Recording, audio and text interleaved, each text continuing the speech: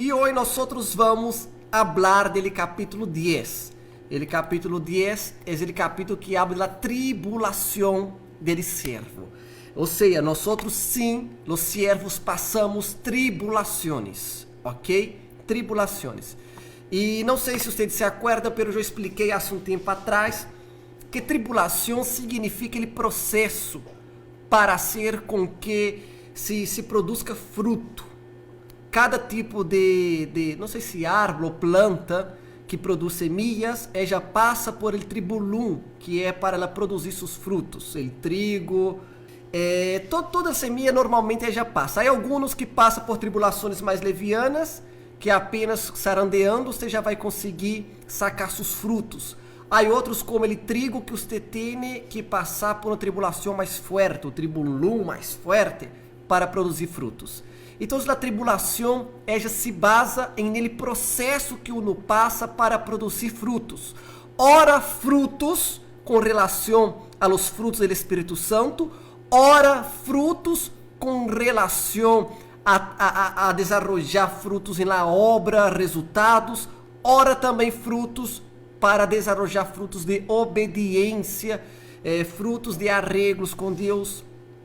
Porque há tribulações que você provoca. Então você vai passar uma tribulação que você provocou para que você aprenda a produzir frutos de obediência, aprenda a produzir frutos de disciplina, aprenda a produzir frutos de respeito, aprenda a produzir frutos de lealdade, enfim. Quando a tribulação é você que provoca, você também vai passar por ela para produzir algum tipo de fruto para lhe ajudar a moldear seu comportamento, a ajudar a você a disciplinar-se. Outras tribulações que somos levados por el Espírito Santo é para nosso desenvolvimento ou para um propósito de la obra. Ok? Está claro? Então aqui hablamos aqui de 3 tipos de tribulação. A tribulação que você provoca com um malo comportamento, com um malo hábito, com uma mala disciplina. E ele fruto que vai produzir é aprender a ser disciplinado, aprender a ser obediente, aprender a ter buenos hábitos. A tribulação que sou levado para desarrollar os frutos do Espírito Santo em mim, como a paciência, a fé, o amor, a templança, a bondade, a mansedumbre. E há a tribulação também para benefício da obra de Deus, que foi, por exemplo, o que Jesus passou. A tribulação que Jesus passou foi para nosso benefício, foi para o benefício da obra. Mas você tem que saber identificar o que é tribulação e que tipo de tribulação você está passando. Ok? Pero toda tribulação, quando é bem aproveitada e analisa, e vê, e medite na tribulação que você está passando, ela lhe vai generar frutos positivos. As tribulações del servo. Aí abaixo está escrito: o primeiro ponto que você tem que entender da tribulação o diabo terminou por colaborar com o plano de Deus, fazendo sua parte e sem querer ajudando-lo. E esse é o ponto central da tribulação de Cristo e da maioria das tribulações, ok? Esse é o ponto central da maioria das tribulações. As tribulações que o diabo provoca em nossas vidas, traindo alguns certos problemas que passamos, persecuções ou algo similar, essas tribulações já tem um ponto central, que é colaborar com a vontade de Deus. O diabo ele não sabe, pero ele acaba quase sempre colaborando com a vontade de Deus. E daí temos aí este versículo que é magnífico. Sabemos, además, que os que amam a Deus, todas as coisas los ajudam para el bien, não? Ajudam a bien. Isto é, a los que conforme a su propósito são chamados. O diabo impulsou ao Senhor Jesus um sofrimento limitado, ou seja, apenas por algumas horas. Pero, em compensação, aquelas horas de tribulação produziram um resultado maravilhoso para toda a eternidade, e é o mesmo que deve suceder com os servos buenos e fieles. Vamos entender de lo que se trata isso. Você que é servo, você que quer ser servo, você que quer fazer a vontade de seu Senhor, porque a Bíblia fala que tudo coopera para o bem de aqueles que amam a Deus. Amar a Deus é sacrificar por Deus. Amar a Deus é servir a Deus, renunciar por Deus, fazer a vontade de Deus e negar minha vontade. Então, se tudo coopera para o bem daqueles que amam a Deus, e eu tenho consciência que eu estou vivendo, que estou fazendo tudo para amar a Deus, amando a Deus, eu vivo por amor e para servir a Deus, então tudo o que acontece a meu redor vai cooperar para mim bem, seja qual problema que seja qual situação que seja qual persecução que seja qual dificuldade que seja. E na verdade, isso em teoria é muito bonito. Em teoria, todos nós temos isso bem simples em nossa mente. Pero quando você passa a tribulação, a dificuldade, a persecução, quando você sente na pele, parece que este versículo se volve em grego, se volve um idioma incompreensível. Porque se eu estou seguro que tudo coopera para mim bem, porque amo a Deus, porque sirvo a Deus, então por que vai permitir a ansiedade, a desesperação, a preocupação? Por que vai permitir ser dominado por sentimentos de desespero, de aflição exagerada, uma vez que eu sei que aquela situação vai cooperar para mim bem, e ele bem maior que minha salvação? Então, quando eu tenho isto em minha consciência por completo, termina que eu estou tão seguro em tudo, que sei que tudo coopera para mim bem.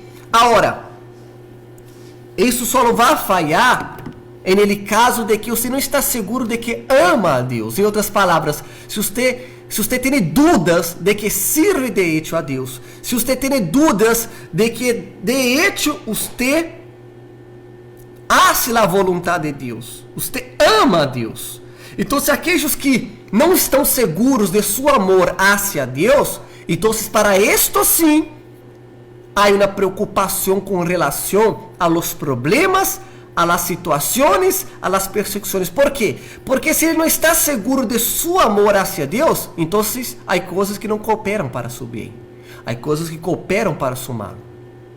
Agora, uma vez que eu estou seguro, uma vez que eu tenho 100% de certeza, está dentro de mim, e minha consciência, já falamos sobre isso, minha consciência é testigo, minha consciência é meu testigo de que se eu amo a Deus e vivo nisso, todos os dias eu provo isso, eu executo isso, então eu não tenho que temer a nada, eu sou servo, amo a Deus diariamente, então todo, absolutamente todo, sem exceção, vai cooperar para mim bem. Gente, isso é fantástico, isso é magnífico, é viver despreocupado, é viver, como falamos, em la dependência de Deus, é confiar. Antigamente, allá no Oriente, não? Quando se tinham servos, e todos tinham bem claro em sua mente o que significava ser um servo, havia muitos casos que havia um servo que servia a seu senhor, não? E muitas das vezes, quando seu senhor morria, este servo ele passava a servir a los hijos desse senhor. Sin embargo, não é a mesma coisa. Ele servo normalmente, a única possessão dele é seu senhor. Havia algo que era muito comum entre os servos. Quando o senhor morria de alguma enfermidade, qualquer coisa que o senhor morria, e se o senhor ia a ser enterrado, sepultado, ele servo também ia em vida ser sepultado com seu senhor. Ele elegia por vontade própria ir à morte, ser enterrado vivo. Você vê aquele conceito de servo era algo tão magnífico, porque a única possessão era seu senhor, e se seu senhor morria, para ele já não tinha mais nada nesta vida. Mira o nível da origem da palavra servo. Mira o nível da explicação, do significado de hecho, de que é ser um servo. Gente, já parou para pensar? Já que meu Senhor não vive, eu não quero mais viver. A vida perde o sentido para o servo. E essa mesma concepção que temos que ter, esse mesmo conceito temos que ter adentro nosso com relação a nosso Senhor. O único sentido de nossa vida é servi-lo. Se não há como servi-lo, não há nada que fazer. Não há que fazer. Não há. Acabou a vida, acabou o sentido. Será que você já tem este conceito desenvolvido adentro suyo? Não sei se você se acorda, há um tempo atrás que falei para vocês que as únicas duas coisas que você tem que ter na vida é sua salvação e o direito de servir a Deus. Isso nadie lhe pode quitar. É o que falamos ayer. O único que pode destruir um servo é ele mesmo. Mira que conceitos fantásticos. Mira que grandeza significa ser servo. E nós outros, às vezes, nos confundimos e pensamos que somos servos porque vamos à igreja. Somos servos porque entregamos 10% do nosso salário. Somos servos porque às vezes nos ajudamos a limpar a igreja e evangelizamos. É muito mais profundo de lo que hacemos. Temos que fazer muito mais e aún se é pouco. Se vamos levar de hecho a la prática lo que a Bíblia refere de um servo. Um servo é muito mais. É muito mais entrega, é muito mais renúncia. Ah, não sei se consigo. Se você não conseguir isso, você vai viver para quê? Que outro sentido há em la vida? Dime. Se todos lhe vão frustrar, se todos lhe vão levar a um vazio, a um desespero. Então, ele primeiro aí, para que você entenda, é entender que tudo coopera para o bem daqueles que amam a Deus. Então, quando o diabo vem actuar contra ele servo, que deixa um servo de Deus, tudo que ele diabo provoca ao seu redor, diretamente ou indiretamente ao servo, vai cooperar, 100% vai cooperar para ele bem dele. E ponto. Nem mais, nem menos. Ok? O segundo ponto. A partir de aí, é que os servos de Deus devem entender as razões de las tribulações. Já falamos sobre tribulações, hein? Toda tribulação que os servos passem e devem passar é para seu próprio benefício. A ação de la tribulação de los servos de Deus vem de parte do diabo, pero os benefícios que produz são de parte do Senhor. Há muitas tribulações que o diabo pode provocar, ou até mesmo motivado por pensamentos do diabo, não? Pero os frutos que vão produzir, lhe vão ajudar. Tudo depende com você entender as razões de las tribulações. E você não vai lutar contra a tribulação, você vai apenas passar por la tribulação de la maneira que se deve. Quanto mais tempo, apunta isso, quanto mais tempo eu tardar para entender a razão de uma tribulação, mais amarrada estará minha vida. Então você não pode tardar em entender o porquê da tribulação, a razão da tribulação. Pastor, como que eu hago para entender rápido, compreender rápido, estando em espírito, tendo intimidade com Deus, estando bem com Deus? Ok? Por breve tempo nos entristecerá passar por tormentos. Pero nuestra fé, uma vez aprovada, nos hará conquistar a salvação. E finalmente, o Senhor Jesus será exaltado em nós. Isso é fantástico. Então, toda tribulação passa, a não ser a tribulação de viver aqui na terra, aí hasta a morte física. Pero toda tribulação passa, toda e qualquer tribulação passa. Se não passar em 1 ano, passa em 2 anos, em 3 anos, 4 anos ou com a morte, pero vai passar. Vai passar. É isso que me consola. Você crê o quê? Que eu vivo consolado por lo quê? Sabendo que tudo vai passar, aunque eu morra, que pero vai passar. E vou chegar à vida eterna, ok?